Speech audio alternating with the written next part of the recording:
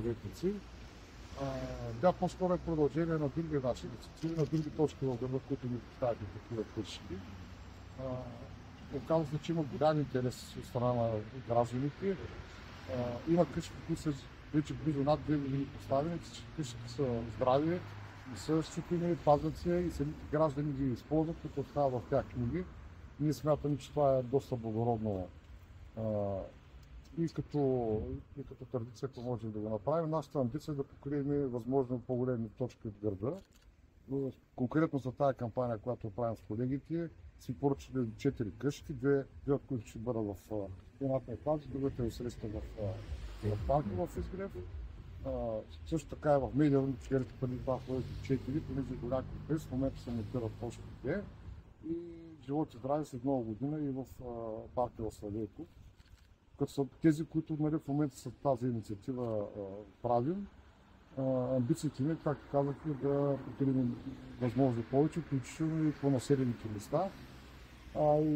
И Панев и Цепов знае, че по-амбициозни проекти за така наречените плажни библиотеки. Тази година малко като приятели, вече е готовно с следващия сезон да бъдат изградени такива на няколко точки на централния плаж. Радостното е, че все повече хора четат книги.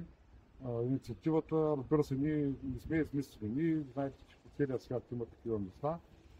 Хората остават книги, взимат и смятаме, че това е нещо добро и полезно и затова и го правим. Имате някакви въпроси конкретни. Това е го представим. Тези къщи са изцяло по тяхна инициатива. Включително ние с тях сме уточнили локациите и ангажимента те да бъдат зареждани от читалището и да бъдат част от тяхната дейност, която развиват.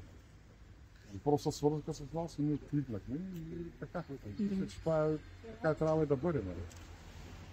Айде ви кажете сега няколко думи за къщичките. За нас е голяма радост за това, че най-после се сбъдна мечтата ни. Имаме възможност да се радваме на толкова красиви къщички. Обещаваме, че винаги ще бъдат заредени с книги.